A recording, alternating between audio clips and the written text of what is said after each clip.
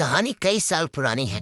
25 साल का दानिश अपने उत्तर प्रदेश के गांव से दिल्ली अपनी नई जॉब के लिए आया था और वो गाजियाबाद में एक छोटे से किराए के कमरे में अकेला रहता था।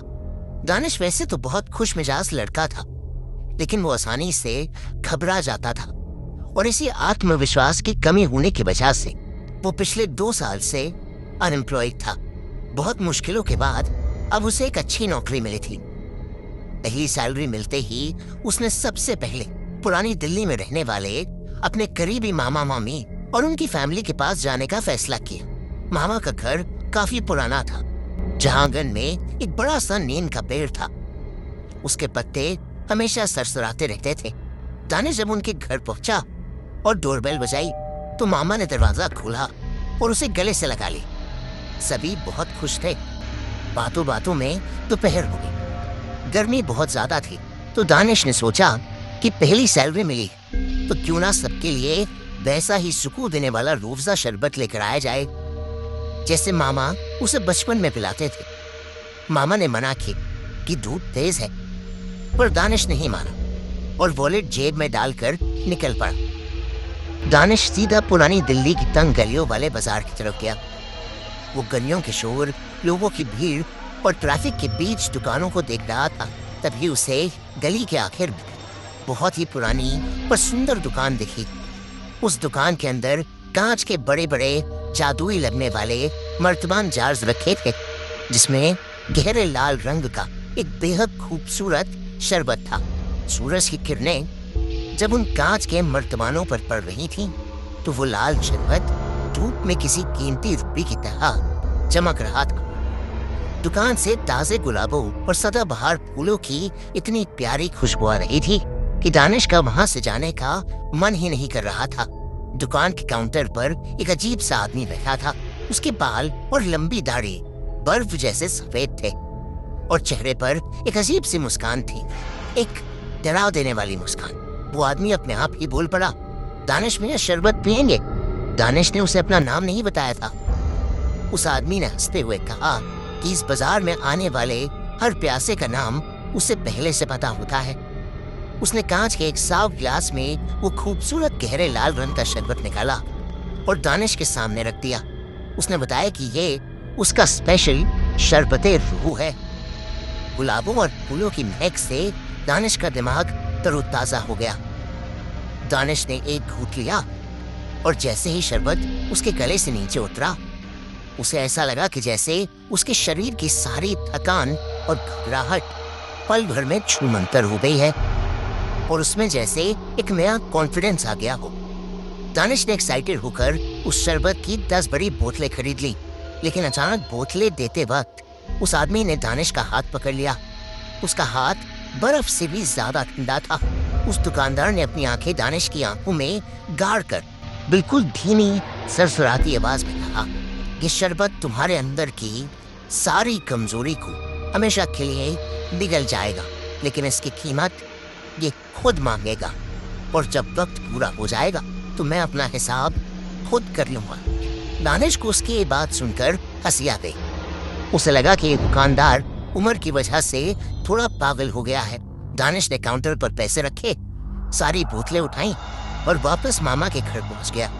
घर आकर दानिश ने सबको वो लाल शरबत पिलाया। मामा मामी और उनके बेटा और बेटी सबको उस शरबत रूह का टेस्ट बहुत अच्छा लगा और सबने कहा कि उन्होंने ऐसा शरबत जिंदगी में आज तक कभी नहीं पिया है। दानिश ने मामा की फैमिली के साथ डिनर किया और फिर अपने घर वापस लौट गया। उस दिन के बाद से दानिश ने रोज सुबह शाम वो शरबत पीना शुरू कर दिया। वो अब पहले से कई गुना ज्यादा एक्टिव और ताकतवर महसूस करने लगा था। ऑफिस में भी सब उसकी तारीफ करने लगे थे, लेकिन कुछ ही दिनों बाद एक अजीब और खौफनाक खबर आई।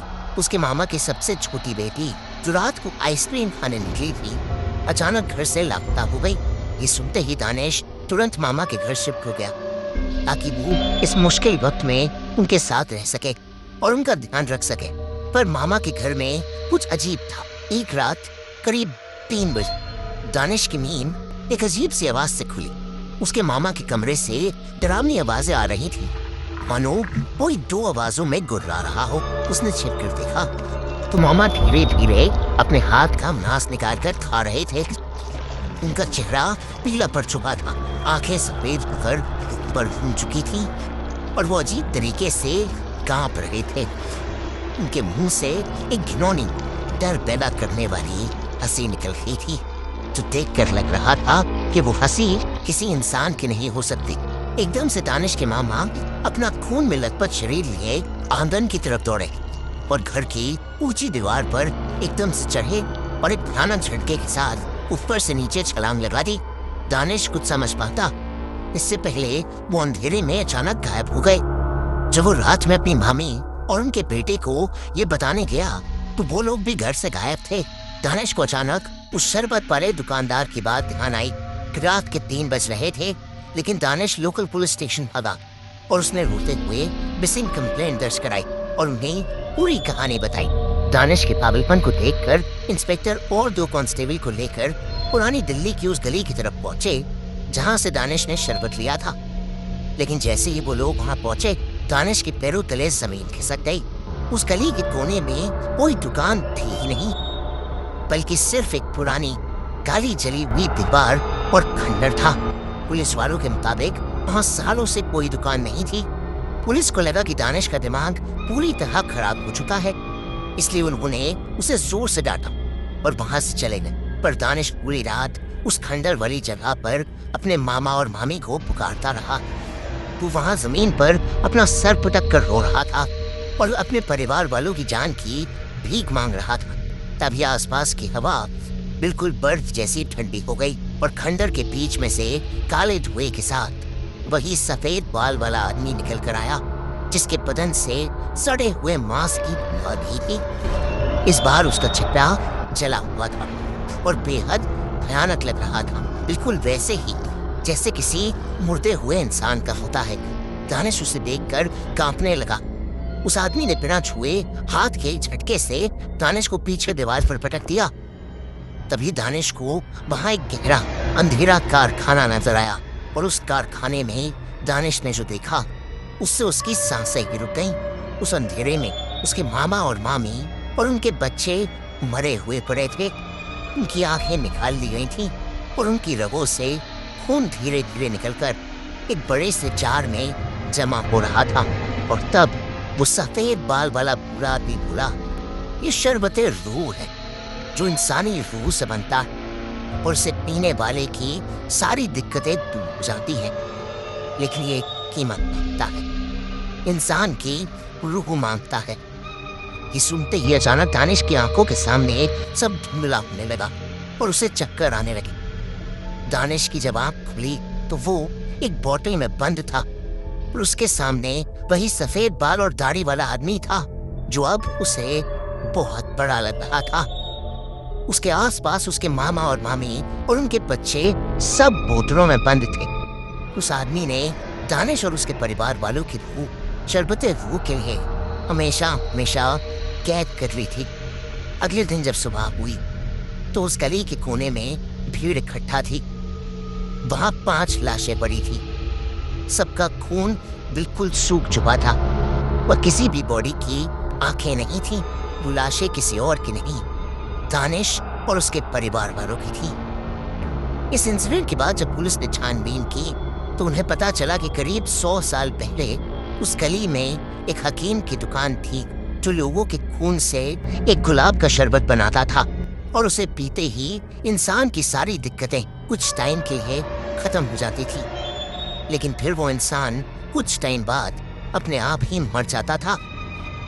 सब लोग उस हकीम से डरने लगे थे क्योंकि 2-3 लोगों ने उसके कारखाने में छोटी छोटी बोतलों में गायब हुए लोगों को बंद हुआ देखा था।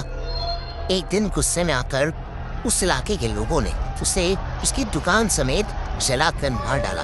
सब कुछ जलकर खंडर बन गया, पर बस एक दीवार बाकी रह गई थी। तब से वहां कई तांत्रिक लोगों ने कई किस्म के धागे और ताबीज बांधे हुए थे जो हाल ही में खुल गए थे। इस हादसे के बाद दोबारा उस जगह की झाड़ फूक हुई और उसे फिर से धागों और ताबीजों से बांध दिया गया। आप लोगों ने वीडियो यहाँ तक देख लिया है तो वीडियो को लाइक करें। ऐसे ही मजेदार हॉरर वीडियोस देखने के लिए कहानीवर्स को सब्सक्राइब करें। कमेंट करके जरूर बताइए कि आपको वीडियो कैसा लगा। मिलते हैं अगली वीडियो में।